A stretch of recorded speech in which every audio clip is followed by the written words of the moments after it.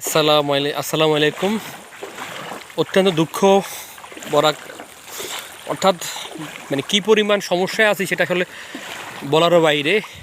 আমাদের rail line মানে অর্থাৎ এই অঞ্চলের সবচেয়ে উঁচু জায়গা, এই মুহূর্তে ডুবে উপর দিয়ে পানি যাচ্ছে। যে দেখেন, নোয়াখালীর অবস্থা খুবই খারাপ, বিশেষ করে বেগমগঞ্জ, সেনবাগ এই দুই উপজেলা এখন এক প্রকার মানুষ খুবই কষ্টে আছে। প্রথম দিকে হচ্ছে ইতিমধ্যে শোনা গেছে সকাল 10টার দিকে, আজকে সকাল 10টায় মুসাফর ওই বাঁধটা ভেঙে গেছে। আশা করি আপনারা সবাই ফেসবুকে দেখছেন। দ্বিতীয়ত হচ্ছে আমাদের বৃষ্টি থামতেছে না, এখন কিছুক্ষণ থামছে, এখনও আকাশ মেঘ, কালকে রাত থেকে বৃষ্টি হচ্ছে।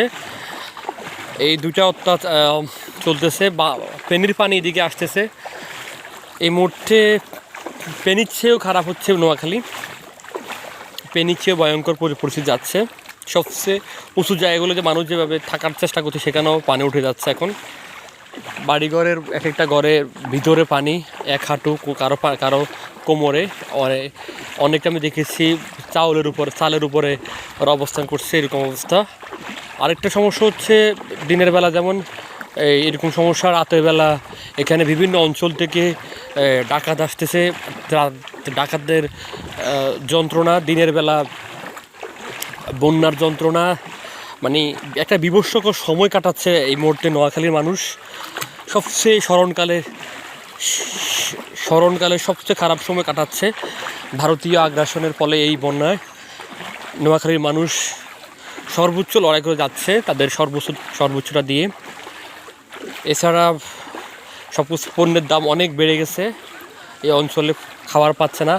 আজকে অসংখ্য জায়গা থেকে ফোন আসতেছে, এটা হচ্ছে 3-4 দিন থেকে মানুষ ঘরে বন্দি, এক মুঠো চাল নাই, চাল তো নাই, কোনো খাদ্য যাচ্ছে না।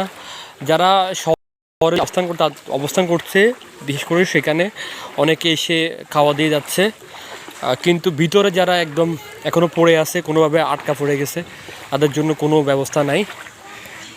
খুবই খারাপ অবস্থা। আজকে আমরা 5 জনকে রেস্কিউ করেছি এক পরিবারের। তারা 3 দিন ধরে তারা সালের উপর ছিল, কোনোভাবে পানি খেয়ে বেঁচে ছিল। যাই হোক, তো এই হচ্ছে অবস্থা, পানির স্রোত।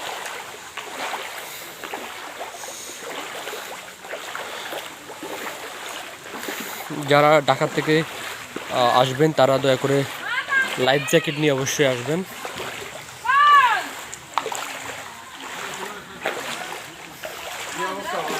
পানির কন্ডিশন দেখেন।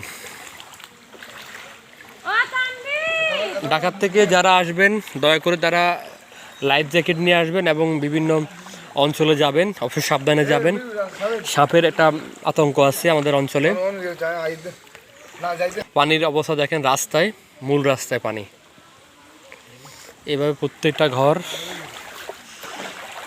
ঘর পানি। যাই হোক, আমাদের জন্য দোয়া করবেন, সর্বোচ্চ চেষ্টা করতেছি। এই মুহূর্তে ঢাকাতেও একটা যন্ত্রণাকর সমস্যা হচ্ছে, আনসার নামের ক্যান্সার, তারা সেখানে আন্দোলন করতেছে, আর গ্রামে আমাদের এই সমস্যা।